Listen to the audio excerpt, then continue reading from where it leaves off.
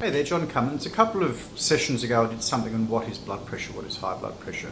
And now I'd just like to address, look, what do you do with the high blood pressure reading?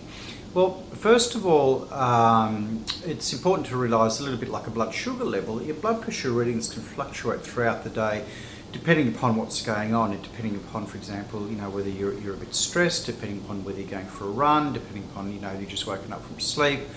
So one reading, what's saying, a swallow doesn't make a summer.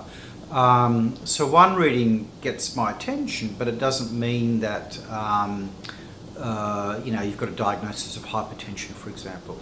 So the way we do this is I say to people, look, we actually need more readings. And so the options would be that they purchase a home blood pressure machine themselves. They're about 80% accurate. And again, you want lots of readings so you can look at averages.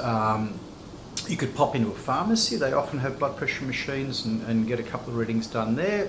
Or the gold standard is still a 24-hour blood pressure monitor. So what that is you wear a cuff around your arm, you've got a portable blood pressure pack, you wear it for 24 hours, it's a pain in the rear end, it does about 300 readings, gives you averages, and that's still the gold standard for knowing whether your blood pressure is high or not. So what if it is high? Look, if it's up a little bit, the lifestyle things you can do to reduce it, you can drop weight, body fat, because that definitely helps. You can minimise the amount of salt in your diet. So first of all, we've got to figure out, well, how much salt am I having? A lot of it's hidden. For example, bread, baked beans, sauces, powdered soups, anything that you purchase from the supermarkets in a packet or a cardboard box, invariably is going to have more salt in it. So you're going to look at your salt and then decrease it radically. Alcohol definitely pushes it up. So you want to probably go off the grog for a while and just see what happens as it settles down. There are certain medications, but not typically. But they would be the common things. There are a few uncommon medical causes, or less than common medical causes, that can cause hypertension. For example, an overactive parathyroid gland can do it, but some benign tumours above the kidney can do it. Blockage of the kidney arteries can do it. They would probably explain 2 or 3%, and it depends on how hard you look whether you find one of these causes. And you only really want to look for causes that you can do something about.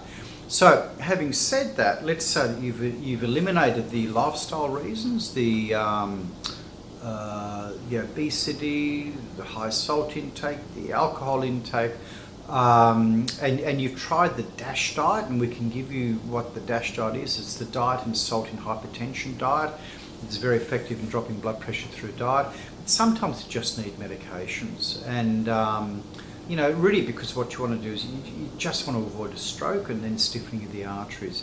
And the medications these days, as compared to say 40 years ago, they worked 40 years ago, but there are a lot of side effects. And the medication armamentarium that we have now, certainly in my life in medicine, is just outstanding. I can prescribe medications for people with blood pressure and be really confident that they won't have any side effects. Well, virtually no side effects. They're very, very good these days.